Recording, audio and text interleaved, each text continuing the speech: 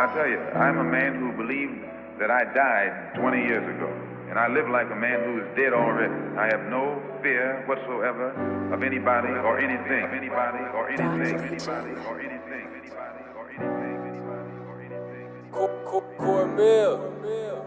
Welcome to NYCHA. When niggas around don't even like you. Niggas don't give you credit, they rather bite you. Bitches don't know how to Peace YouTube, welcome back to the Dricanhippie show with Spliff and Chun Chun. Spliff and Chun Chun not here, but y'all know the ball gotta keep rolling. Dricanhippie here, man, and we got a special guest here, man. We already been talking, y'all already been hearing what we talking about, man. Y'all know what he is, y'all know who he is. Not everybody. Not yet, but they will, you know what I'm saying? He's, to me, I'ma just give you your song. This is how I see it. Sparrow is like, I consider myself Joe Biden. You saw that. Not in a negative way. Okay. You know what I'm saying? You're one of the hardest working people that I know in independent media. And every time I look at your page, this nigga's everywhere. I'll be like, bro. Welcome to NYCHA. What you in one of these? Alright, 7 years. Yeah. I feel like I should be a little further than where I am, like analytics wise, numbers wise. But I don't. Like I just told you my age when I walked in. You was like, damn, you that old? I learned that shit don't happen how you think it's gonna happen. You know what I'm saying? Yeah. So I roll with the punches. Mm-hmm. And I'm not somebody that quits easy. So I don't like starting something and not seeing it through. Not finishing it. Like I started college and I was about to quit. And my mom's was like, you started already. You can't, you might as well finish it. And I'm like, alright. So I did what I did and I finished college, you know what I'm saying? So when it came to this, I was like, yo, I had asked Cole, we was like 25 episodes in. I was like, yo, you see yourself piloting at 40? He like, yeah. I'm like, I'm potting at 40, bro. He like, oh, all right. I'm like, I'm potting at 40, bro. Yeah. Like, I'm going to be here at least 10 years. I want to see where that takes me. 7 years, we at almost 400 subscribers. But I feel like the community is building because we get more comments. We starting to get more likes. And you do see more subscribers like on a weekly basis. You know what I'm saying? So the more you pay attention to it, the more it happens. But I'm not into that part of it. I'm into like when I'm in the streets, people, sometimes I'll see somebody watching the pod on the train. Yeah. Like over their shoulder on the phone. I'll be like, oh shit. I won't say nothing because it's like, that's fire. You know what I'm saying? So people talking to me like, yo, I see what you doing, bro. And I might in my head be thinking, you could have wrote that on the YouTube channel. But if you telling me in person, it's still a form of support. Yeah. So it's like the conversation we was just having. I would love to have my own studio. You know what I'm saying? Like, hell yeah. It's just that life is there at the same time. So it's like you got to take care of life. But this is my baby too. I don't got no kids. I don't got no responsibilities. Nah, so I take this as that. You know what I'm saying? So it is what it is for me. Like, I love doing it. And still, when I set up, when I still get that feeling, I'll be like, all right, cool. When I don't get that feeling no more, I'm going to be like, all right, we just put it away for a little bit. Yeah. But I still get that feeling, bro. Like, I wasn't thinking about today. I was thinking about next week. And when you hit me, I'm like, hell yeah, let's get it. You know what I'm saying? Because I'm ready for it whenever. You know what I mean? So I just love this shit. But then we scheduled for today? I thought because I talked to you on Sunday, I thought I was... meaning next Wednesday. Yeah, because I think on Friday I'm gonna have, I don't want to say it on air, but I'm gonna have you was just sitting down with him, Ace. Yeah, okay. Ace General. I'm gonna have him on the pod. So, okay. You know what I mean? Shout out to Ace, man. He real supportive, man. Like I only met him like 2-3 times, and he already like he answers the DMs back and all that. I'm like, all right, that's what's up, bro. I fuck with people like that because I'm like that. I had never, I've heard of Ace before. I'd never met him until that episode. But I definitely heard of him. And he just... Money and Violence. I wasn't into it. Yeah, he was on Money and Violence, and I knew him from like throwing like parties and shit back in the day and all that type of shit. So and that's what people tell him. Like, Buck was telling me, like, yeah, he was in Money and Violence, and he was, he did events and stuff like that. But I heard of him, like his name comes up often, but I never met him. Yeah. But I met him that day, and the energy was just right. Like, Dope dude. But peace YouTube, welcome back to the Dricanhippie show with Spliff and Chun Chun. Spliff and Chun Chun not here, but y'all know the ball gotta keep rolling. Dricanhippie here, man, and we got a special guest here, man. We already been talking, y'all already been hearing what we talking about, man. Y'all know what he is, y'all know who he is. Not everybody. Not yet, but they will, you know what I'm saying? He's, to me, I'm gonna just give you your flowers right now. This is how I see you, right? Sparrow is like, I consider myself Joe Buttons. You Charlamagne. Not in a negative way. Okay. You know what I'm saying? You one of the hardest working people that I know in independent media. And every time I look at your page, this nigga's everywhere. I'll be like, bro, can I sneak in with you in one of these spaces? Actually, and this is why we was talking with Dolly. Like, yes, you can actually. That's a fact, I love bro. that. I received that. Thank you so much. I've met you through doing events. You know what's funny? I knew your name before I knew you. Dope. I knew the Thedoncoreanddricanhippieshow show before you, but I think that I knew Don Cole when we were younger. Mm-hmm. I don't know if he ever said that, but I think I know. Where's he from? No, like, but he's from my block. But before he moved to my block, he was like in Bushwick. He was like on Marcus Garvey and all that type shit. He was still in our vicinity. All right. But like I told you, when I say where he from and I say Brooklyn, the nigga just everywhere. He be everywhere. Cause I could have sworn so I've known him. Ran into each other. Yeah. I could have sworn like when I did meet him after one of the events, I could have sworn I knew him already, as if we kind of like grew up together. I could be wrong, but that's what I swore. But I knew the brand name before I actually met you, and when I met you, you know, you was doing events, you had the pod going, and in my head I was just like, I'm not ready to deal with nobody's fucking ego right now. It was actually Buck that introduced us. And you was just a cool dude. Like, I was like, oh, okay, so he has all this stuff going on, and he still got a head on his shoulder. So I was like, all right. I be nervous as shit with them showcases, and that was when I started doing them. Mm-hmm. So it was like, oh shit. But yeah, I don't got no big head pause. I don't got no ego and none of that shit. I try not to. Yeah. Because I know what I'm doing. So it's like, I like sports a lot, so I reference sports a lot. So it's like Kobe, like. Job done? No, job ain't done, nigga, until mom's is good. Yeah. That's really what I want. Uh-huh. When mom's is good, when I give her a key to a crib and she like, oh, I don't gotta work, you don't gotta work no more. That's all I want. Yeah. Then I worry about me. Like that's a great outlook. I guess that's the ultimate goal for it. So they took care of us, right? Yes. She had me when she was 16. She was playing ball and all that when she was younger, so her plans derailed. So it's like, all right. Nigga, at 9 years old, I went to Associated and started bagging groceries because I saw her working 2 jobs. Oh, wow. I was like, nah, I got to give you something. 200 in quarters. Uh-huh. $200. I'm giving her all of it because I'm not smoking weed at the time. Yeah. So it's like, I just need a little $5 for snacks for school. Uh-huh. But you know, hard work gets you somewhere, even if it's not monetary. Yeah. It gets you to know somebody like you, somebody like other people that I know, you know what I'm saying, that give you your flowers like, yo, I see you. I knew you before I knew you. Yeah. And that's fire. Yeah, it's the truth, man. It's the truth. I'm happy. This was supposed to happen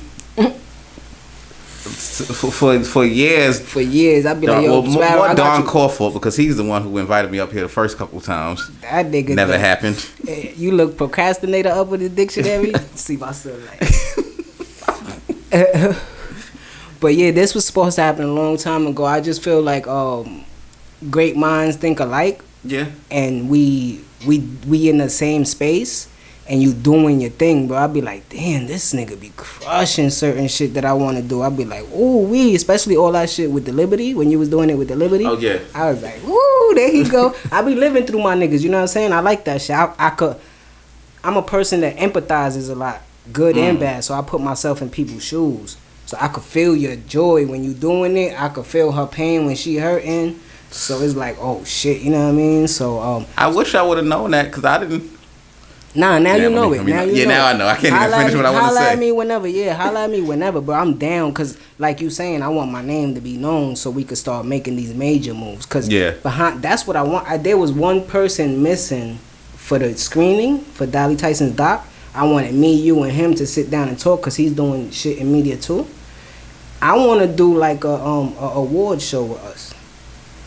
Really? Yeah, so because we know so many people, but I feel your energy right now. I feel what you mean. Like, it's hard. That's like a lot of work. I don't think that it's hard to put together. I think it's unfair to award somebody. I never liked or cared for independent awards because it can't be honest, especially how it's been. So I don't know what you have in your head, but how it's been is that you get you get a bunch of people to submit, and there's one, let's say academy, because with the commercial awards it's an academy. You have one single academy that is judging who's going to be nominated. So there's no standard for this nomination. It's submission, and I'm going to pick who should get nominated. There's no bylaws or guidelines for it. Okay. And then you tell people to vote. So when I got nominated for Vote Awards or Viewers' Choice Awards, it's nothing for me to throw that thing up into my story or throw it on my page and just squash a competition, whether or not I'm doing anything. And I think it's unfair that there's talented artists, there's people that's really, really working hard, and when we do it the way it's been done, not what could be, but if we do it the way it's been done, it's unfair to the artists that are actually working and may not have that type of support. Perfect example. We were just talking about your show. And you talked about, you was around for 7 years, your subscribers going up, your engagement is going up. All right, and then so you submit to get nominated, you get chosen, and you actually are doing your thing, and you are putting feet to the ground and pen and paper, you actually grinding it out. And then you take somebody else who may have started 2 years ago, 5 episodes in, 400,000 subscribers because they fucking got lucky and locked up on, and then they win. That wouldn't be fair for you. I see what you mean. So that's that. So that's why I've often stayed away from the independent awards, because it's not fair. It is difficult to scan. Like you saying, it's a big city. Mm-hmm. It's New York. You got to touch 5 boroughs and touch the hoods inside the boroughs. Yes. So it's like, you only talking about the artists that you know. Yeah. So some independent artists that's following you, and you might not hit that follow button back, they might be like, bro, like, what's up? Yeah. I'm going crazy right now. So I understand that, because like you just said, I do 2-3 episodes a week. Mm-hmm. My cast, Spliff and Chun Chun be like, bro, good today, nigga. Like, what we gonna talk about? I took a shit today. Like, what's up? I'm like, bro, I got it. We go. But it would be difficult. So that's why that's why to have the conversation is better. You know what I'm saying? Yeah. Than instead of being like coming up with this idea and be like, yo, look, and niggas be like, all right.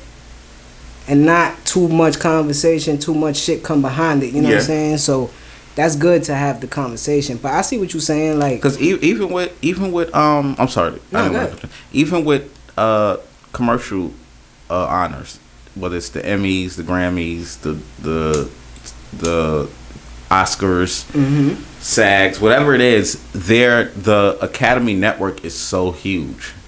Like, there's over, I know for the Grammys, because I'm in the Grammys, there's over 50,000 members of the Grammy. And how whatever their guidelines are for submission for nomination, or because artists have to submit to be nominated. Yeah. Like, when somebody don't get nominated for the Grammys, that's because they didn't submit for it. So whatever that guideline is for the submission, over 50,000 people are choosing, because the network is just so the country is so big, the network has to be so huge. So I just, prior to a conversation I would have with you, just the way it's been done, I just always stay clear of independent awards, because it's biased. As much as you don't think that it is biased, it's biased. The people who's nominated, the people who's there. There's no. One of the things that I hate about independent awards is that there's nothing that comes with that award. In real life and in real time, when you win a Grammy, the bookings prices go up. You know what I'm saying? You sales go up, streams increase. That's a fact. When you fucking win an Oscar, you get much of movie role offers, brand deals, all that. All of that. Yeah. So with independence, it's like they win this award, and then what? Like, what comes with this? What are we gonna take on?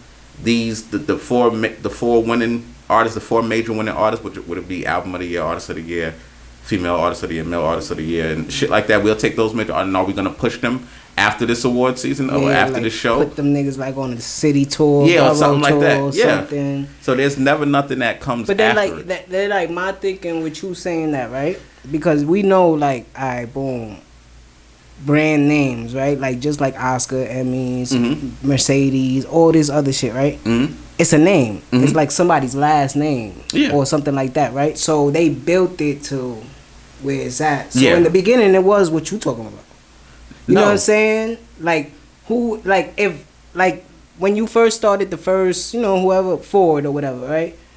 People was like, nah, nigga, I got my horse and carriage. Like, what the fuck is this? I'm good on that. So you getting shitted on, but the percentage of people that did start with you, those the people that's like, oh shit, we on to something. So my deterrent to what you saying is just like, what if we do start as just per se 2025, right? By 2030, the shit is what we saying. Like, you are getting distribution deals from somebody that we know. I believe this that. and that. So it's just like, cause I hate when people like, I don't like award shows neither. I don't watch it, but I hate when people talk about the Grammys, right? Yeah. Especially our community. But you shit on the BET Awards. Like, I think the BET Awards is as big as the Grammys. If you make it that. It's been around forever, bro. Oh my God. Yeah, you know what I'm saying? I got you.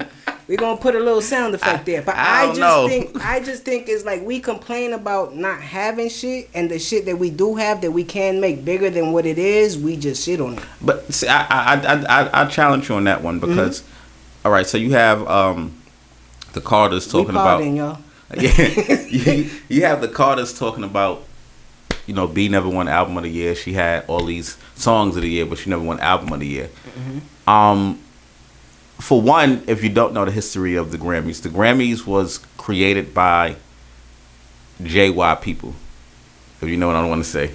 JY people. JY. They live around here. They wear. Okay. I know. Okay. So it was created by JY people, and it was created because European award shows in that time, I think this goes back to like the 1920s, European award shows used to keep them out of their award shows. Okay. So the Grammys were created, this is Oscars, this is Grammys. The Grammys were created by the JY people to just honor their own. So it was comic books, everything that was created by them was created because the Europeans were keeping them out of American culture.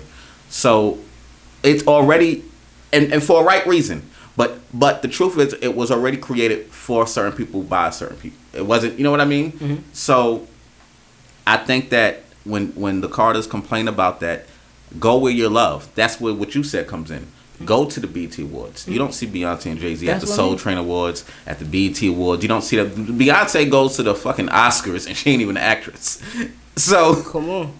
So it's like so go. if you have that name there, the whatever comes with that aura, the people around it, the photographers, the paparazzi, all that comes to this. Yeah. Cause it's like, oh shit, they back here. Which makes us as the viewers tune into the BET Awards. The Grammys. Yeah, the Grammys. The Grammys or the Oscars, and you know the new talent goes to the BET Awards. The new R&B talent goes to the Soul Train Awards. But we don't get our heavy hitters at these award shows. Yeah. Can you imagine what the ratings would be like if Beyonce just said, "I'm gonna do not a satellite performance, because she can shoot that and send it in. She's done that plenty of times before. I'm there, 30-minute set. Yeah, I'm doing my set. I'm there. I'm celebrating amongst my own people.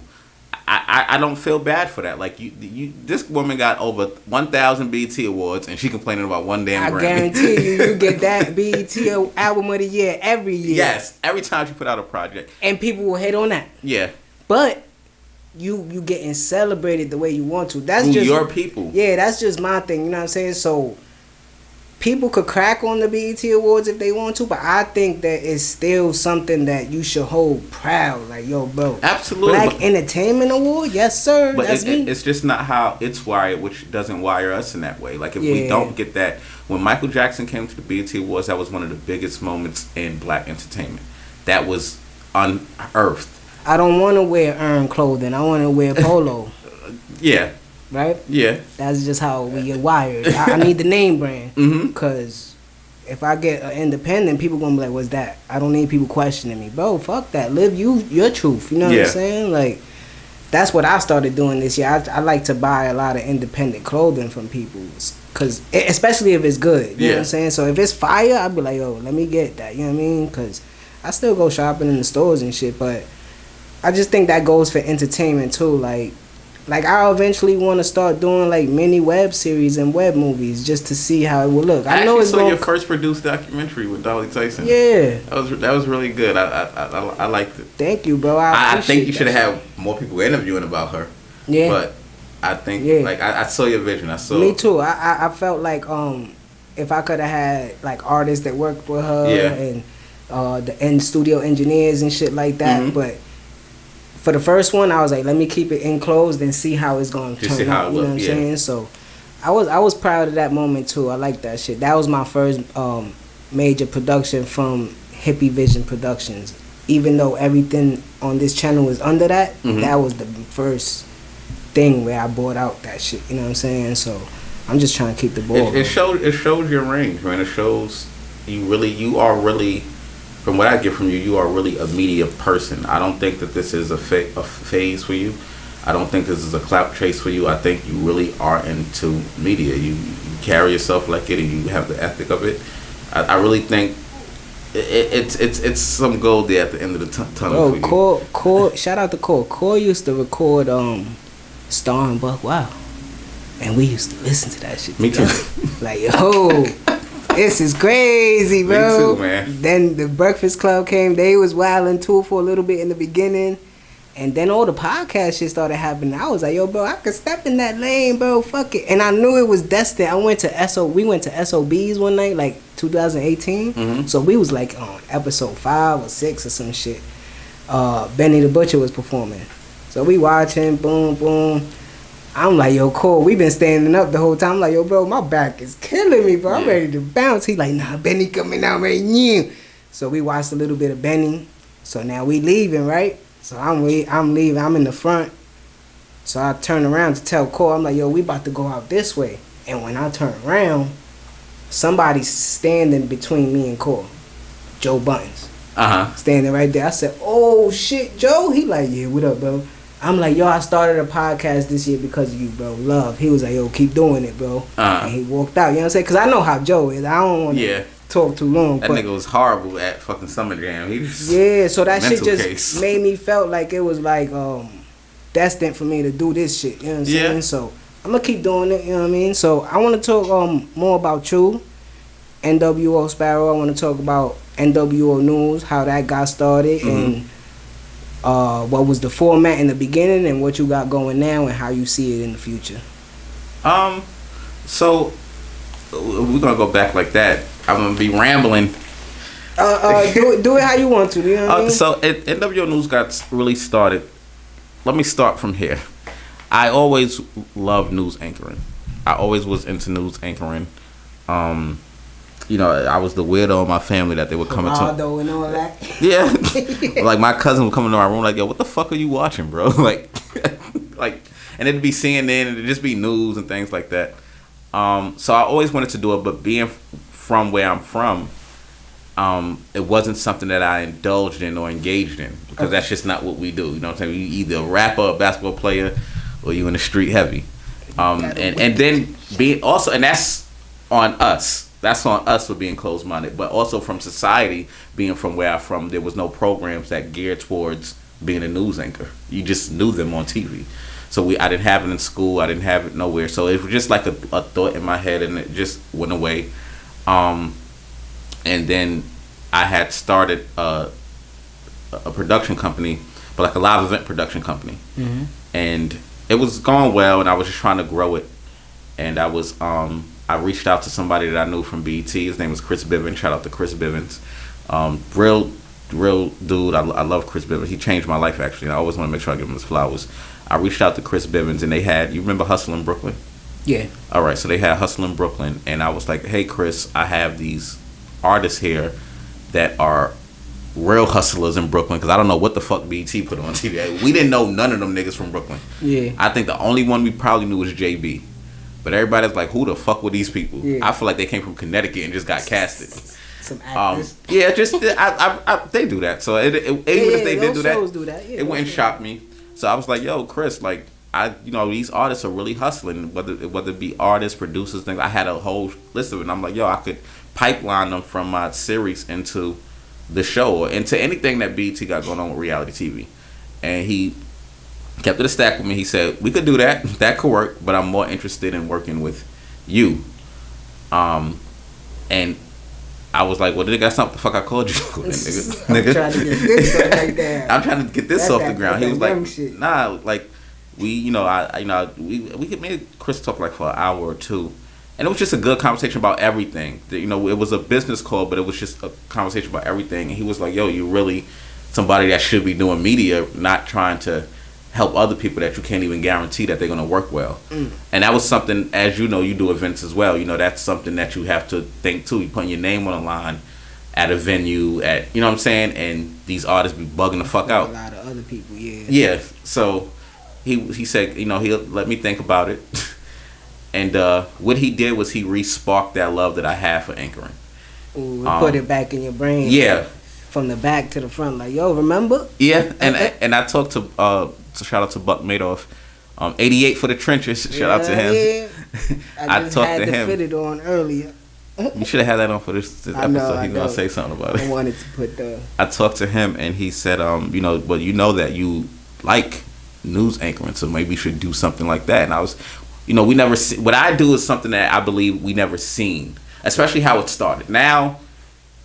How NWO News look now, it's something that people do when they see. But when I started, it was actually like news style shot. Yeah. So Buck was like, yo, this could be opportunity. You have this nigga that's willing to help you, that's from a network, and he's willing to help you. Like, you should do it. This is during 2020 pandemic.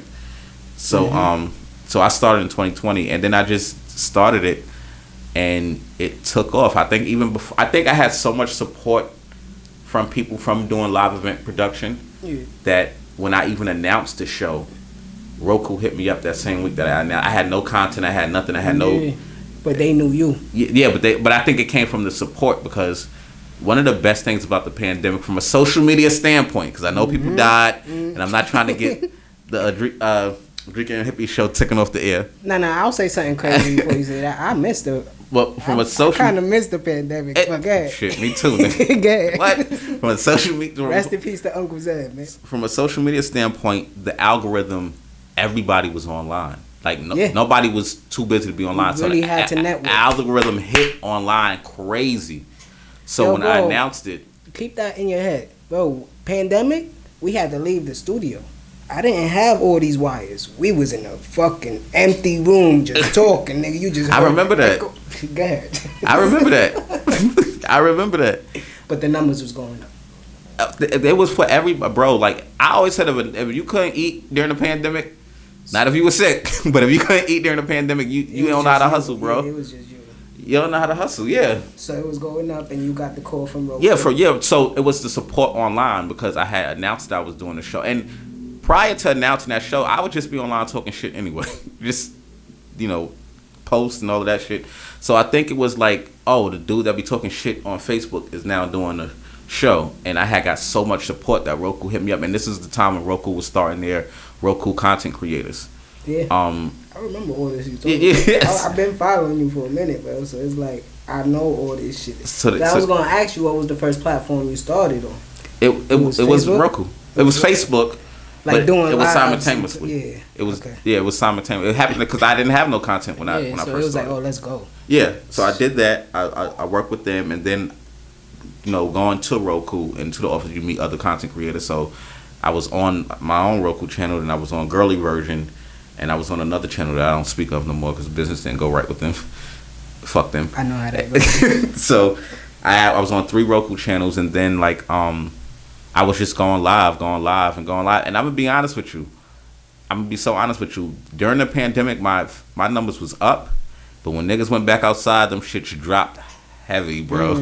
My numbers everybody dropped. was worried about having fun, doing their own thing. Everybody was outside, bro. It was lit. So I got depressed, I got depressed with the show. So I'm in year 2 now. I started in 2020.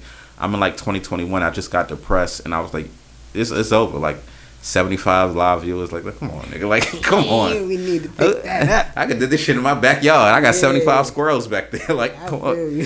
So I just but I kept going. And one thing that happened is that I kept going. And shout out to Frost as Hell, and shout out to Awesome. Shout out to Frost, man. These are guys that was like, yo, we got to keep, especially Awesome. Like we got to keep going.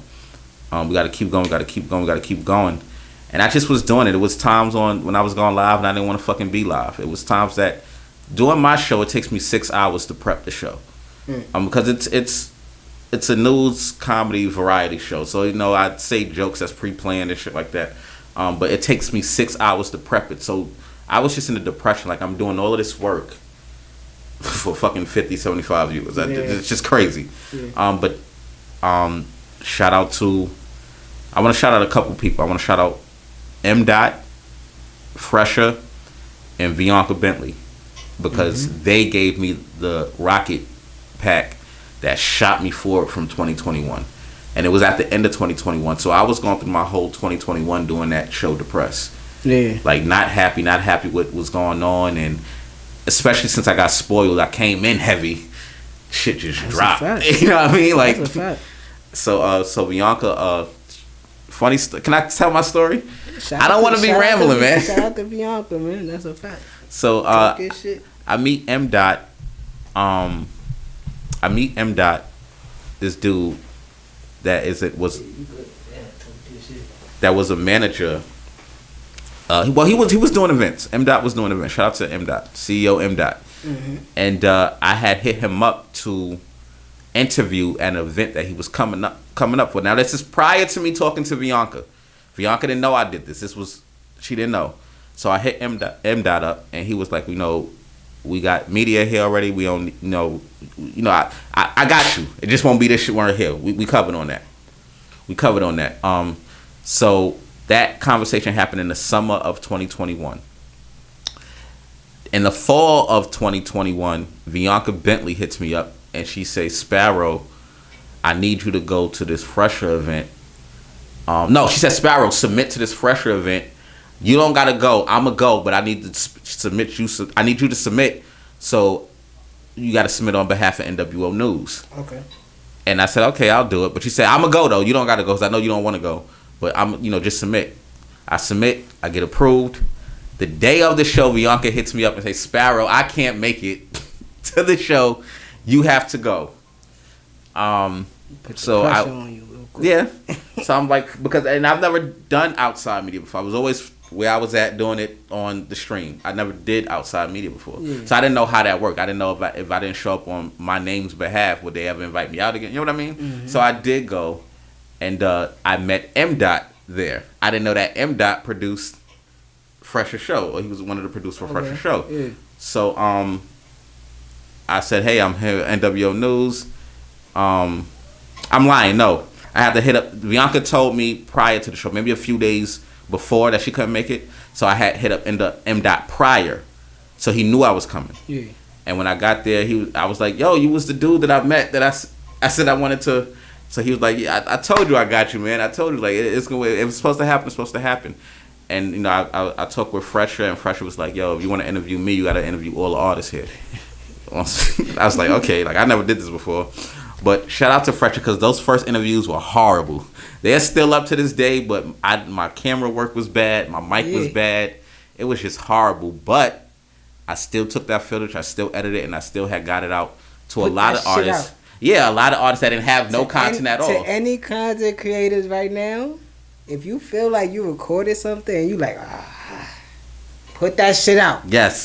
Put some gems on this, or drop some gems when you edit this. Put that shit out, man. That's a fact. So so I did it. I did what Fresher said. I got the interview with Fresher, and magically everything worked when I interviewed him. So it just looked like it just looked crazy. Mm-hmm. But M. invited me out the next show that they had, and Fresher pulled me to the side, and Fresher was like, "Yo, you know that content was horrible. Like, we know that this shit was horrible." So, but I was like, I came prepared. Like, I came ready. I had got a new mic. I got mad shit for it. And he was like, so I'm going to let you run this again, but you got to do better. And, like, I just did better. And Fresher made sure every big artist that he had got booked, came to my booth first before they did anything else. Fresher made sure that. So shout out to Fresher. And then it just took off. I was just meeting people that had events. And that's how it first started. I was meeting people that were doing it. Like a person like you would have your own event. Ask me to come cover it. I would do it for free. Just get the content out. And then it was like, lo and behold, or, not to my knowledge, I was working with artists that I didn't even know were big artists. Yeah. So that they were introducing me to their PR, and they was like, "Yo, I met this dude at this show. I want him to be at my listening party." So the PRs hit me up like, "Yo, we gonna pay you to be here." Tough. And it just happened like that, bro. Like, and it just that shit is literally a snowball effect. Yeah, and it really was. Rolling. Yeah, it just starts rolling, bro. That's fire. Yeah, that's really just what it was. I mean, now when is this coming out? I don't know yet, to be honest. Before after April 5th? In that times, man. Okay, so people know. So right now, I got hired to work WrestleMania. Ooh. So I'll be in Philly for 3 days right? straight. Yeah. Ooh. I got hired for that. I got some other stuff coming, but that's how I have to make sure I can't announce certain things. And The Rock got wrestling popping right now. It's about to be lit. You Cody crybabies. Stop. Y'all better chill. I'm one of them. Oh. But yeah, so it's just so interesting to me how, like, when I look back and I'm like, yo, like, I don't even sometimes, honestly, Hippie, I don't even know how I got here sometimes, because it just wasn't in the cards. It wasn't in the cards for me. It was just, but the one thing I tried to do and remain is be myself. Like, just be yourself, because when that stops and you try to be something else, everything else is gonna stop. Mm-hmm. That's a fact. So yes, that's my journey. And that's a fact, man. And shout out to your team, man. Like you said, everybody that's under NWO News, like Sparrow, Frost as Hell. We got Galaxy's Finest. Galaxy. Right, and Awesome had to take a break, but Awesome is family. He's not Awesome is just family. Yeah, you got your seat when you need it. Yeah. That's a fact, man. So, what's next for Sparrow? Well, I'm opening my own studio space, and it's actually a done deal already. I'm trying to put the space together now. I need some some graffiti artists actually. So that's what's next for me, to be able to just make in-house content and give other people a platform at an affordable rate, at a way affordable rate, that they, if they don't have. I know, like, for me, trying to rent a spot to do a quick interview with somebody, I'm paying $75 per hour with a 2-hour minimum. Right now, yeah, she's ridiculous right now. It's crazy right now. That's why my studio right here. Yeah. I mean, I think, because, honestly, when I do the bigger artists, I want them to feel comfortable. I don't want them to, you know what I mean? That's how I be feeling too, bro. I be feeling the same way, bro. So, when you feel like you gonna be like that venture will be launching summertime. Well, the thing, it's gonna open. It's supposed the summertime. Let me just say that it's already done. The paperwork is done. I have you out here grinding and telling people. Like, yeah, yo, just you to get this space. Or that. Yeah. So, it's gonna be completed right now. We're just designing it and making it sure it's right. Dope. And just make sure we have the things. And before we came on, I asked him about this mixer board that he got here, and I asked him, does it connect to this? Because I don't know nothing about any of this shit. So I'm gonna have to bring in an engineer to my space. Yeah, I ain't know nothing about it neither. We got lucky with our first studio. Mm-hmm. So we had our engineer, shout out to Fuego, House of Fire. I was just over his shoulder. Yeah. After every episode, just watching what he's doing and shit. I didn't have all the tools when the pandemic hit, so it was just like camera reversed, so the image was reversed and no audio. So me and Core was killing it for like 100 episodes, and then we started messing with somebody else, you know what I'm saying, and we had a studio with them, and I was looking over their shoulders, and then one of my exes bought these wires for me, and I started learning what to do. Yeah. Eventually bought the camera. Now I do what I do. It is what it is now. Now I'm just looking for better tools to upgrade the production. You know what I'm saying? And that's it. Cause I feel like the content is good. I feel like the cast is good. I feel like reaching out to people like you, and they're doing different interviews and shit like that, sit downs. You know what I mean? It's great. Cause I get to get some knowledge. Hopefully, I get to give some knowledge, and we get to give people. You know what I mean? Some gems, man. Yeah, man. I hope y'all enjoyed the conversation, man. And I appreciate you popping out. You know what I'm saying? It was raining. You ain't have to. You know what I'm saying? I kept my word. I wanted to do this, man. It was super important for me, and I was so happy that you popped out for the screening. Yeah. Because that was... Shout out Dolly Tyson. Shout out to Dolly Tyson, man. Big Tyson. Never the little. You know what I'm saying? That's my girl right there, man. She crazy, bro. But, what else you want to give to the people before we get out of here, man? We want to talk about. Come on, man. You tell me that.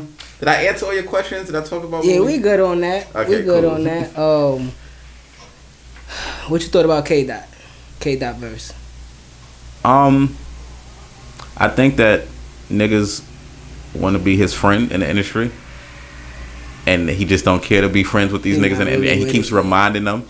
And I don't think that it's necessarily J. Cole, because I think they are cool. I want to believe they are cool. I think it's more so Drake who, like Meg Thee Stallion says, tries to align himself with people through favors and shit like that. Like he said, what she said, posted in another nigga hood using his accent like a bad bitch. So and I said that on the last episode. I said it just so happens that Cole was on the block. Yeah. When Kendrick came through, like, rah, yeah, nigga, it just so happened. You chilling with that nigga for what? Yeah, and I like, you know, and the thing is, I'm not even a K Dot fan like that, but I do know, like, on some real shit, more than anybody, more than Pusha T, more than Meek, you already know who K Dot around in LA. We already know. We don't even gotta ask questions. Drake ain't gonna play with him like that. See, he had all that smoke from Meg Thee Stallion for 2 years, and he talked so much shit about Meg Thee Stallion, but now you got a real rapper. She's a real rapper, but you got a man coming at you, and now you want to get peaceful about it and say, ain't nobody fucking with me. So you don't think Drake gonna respond? No, he already had a chance to. He took the high road. He gonna do what he does. Drake does the, it's been about I'ma say week, this, right? and it means that, and put this piece together. Like, we don't do that shit over here. I'm a Pusha T fan, nigga. We don't do subs over here. I need a straight. Yeah, like, we don't do that. We don't. You think Cole gonna say something? I don't think he needs to, because I think that wasn't for him. Okay. Even though he is the one who said we the big three like we started the league. Yeah. But I think it was more for Drake than motherfucker the big three. Nigga, it's just big B. Nigga, my favorite. K Dot is not like, come on. Drake is not a real rapper. I'm not here for friends. Yeah, he's not here for that. And he's not a real rapper, bro. Real niggas do not fuck with real niggas that I know. Aubrey? They don't. Nah, bro. Not real niggas. Like, when I first heard of him, right, I was like, oh, this dude Drake is fire. Yeah. But then, like, after the first album, I was like, I can't fuck with him. And it's not even that. See, for me with Drake, it was that Drake was one of my favorite artists before. And I used to have conversations with people like, yo, this nigga flow crazy. Like, who got flows like Drake right now? Nobody. Then you find out he not even writing this shit. So it's like, oh my God. Like what? So I can't, you already got that. Scary hours for real. That monkey on your back. So I can't believe anything that he say fire. It came from him, because I thought that before. I once thought that the shit he was saying that was fire came from him, and it did not. And then, like what you said, he just he's the Silver Surfer. He just take everybody wave, like come here, like. So I just really I've been a Kendrick fan since I first heard Kendrick, so I'm always a Kendrick fan.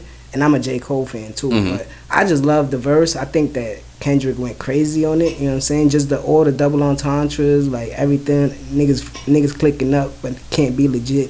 So no 40 water, like E40 be legit. The click from back in the days, that shit is just so tough, bro. So I just love the way that he raps. Like I like, my favorite album of his is To Pimp a Butterfly.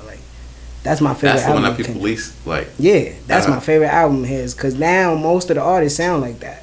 I gotta go back and listen. You know what's funny to me? My favorite Jay-Z album is In My Lifetime Volume 1, which is most people's least favorite Jay-Z album. My second favorite Jay-Z album, and is everybody's worst Jay-Z album, is Show Me What You Got. Kingdom Come. I was in the shelter. Talk about it. I was in the shelter at the time. He came back. I was feeling down. He made me feel up again. But I think it's so much underrated shit on that album. Bro, you gave me your age earlier. When that album came out, we was deep in our early 20s. When that album came out, Because I remember the time. I was in my senior year. I was 18. Okay. Because I was 19. Mm-hmm. Because I was getting out of the shelter. We just came back from Puerto Rico. I went to Puerto Rico for my 18th birthday. Yeah. And then, it was at 19, yeah. Okay, so at that time when that album came out, I didn't get it. I didn't understand what, 30s to 20s songs like that, Beach Chair. I didn't get it, so it was like, shit trash, ho. What the fuck are you doing, nigga? But now that I'm older and I listen back to that album, he was giving us gems that we weren't even ready to receive yet. I received Beach Chair because my cousin right there, he passed away. Mistaken identity, and he got shot. So that song, when I hear it, life is just a beach. I don't want to wake up. It give me goosebumps right now, bro. And this that I beat, always think about him. Yeah, it just feels like he was going up. Yeah. You know what I'm saying? I'm like, besides me, he was older than me by a year, so he was the oldest grandson. Yeah. So he was the first kid from the kids to be born. Yeah. So then it was me. So he was the oldest one, so he was the only person that I looked up to. Yeah. And he was 6'5", 300. Uh-huh. Yeah. But at this time, he was getting his health together and all that happened. So Beach Chair hit me. Like, yeah. And I was in the shelter with my family because we got kicked out the crib. We was only in there for like 3 months. Then we got this shit. So it's like, all right. But I love Kingdom Come, bro. It's a beautiful. I think it could be even more powerful than 444. I think it's way better. It's my second or third favorite Jay-Z album. I think probably in front of it is Black Album and Blueprint. But I just love. I love that album, bro. So for Volume 1, what I loved about that album, and I put that one up against any Jay-Z album, but Jay showed us through the music. I had the feeling at the time when I was younger, but now that I'm older, I can interpret it. Jay showed us, do what you have to do to get where you have to go. That's what it was. And who was big at that time? Bad Boy was big at that time. Death Row. Jay-Z was still record after commercial record on that track. And Jay said to himself, I am good, but I'm not being received as good because these big budget shits is going out. And he did Volume 1. And it went platinum, and it took him over that line to help him get to Volume 2 and Volume 3, and that's that feeling that I had then, like, because I was a Jay-Z fan, I was a heavy Jay-Z fan then. Then Blueprint, perfection. Yeah, perfected it. So for me, it would be Volume 1, Black Album. I remember that time was crazy. Top 3 would be Volume 1, Black Album, and maybe Blueprint would be 3. In 2006, retired home. He said, "Yo, I'm retiring, man." I was like, "Nah." That whole Black Album was crazy, bro. That whole Black Album went fucking crazy, bro. Every track, no skips. Yeah, no skips, no skips. That's his Thriller. Yeah, that's his Thriller. That's his Thriller, bro. That album is so perfect, bro. I'd be like, "Oh my god, I can't skip a track." You can't. Like when I heard Lucifer, Moment of Clarity, Lucifer, I was like, "What the fuck?" Nigga say, "Yo, Eminem did this beat." I said, "Tell that nigga stop rapping and making beats, bro." Cause I never was an Eminem fan. Keep making beats, nigga. Eminem did that beat? A Moment of Clarity. Thank God for granting me this smoke. He went crazy on that shit, bro. Oh, I'm about to. We about to finish it because we don't got no time left on this call. This call, we killed it.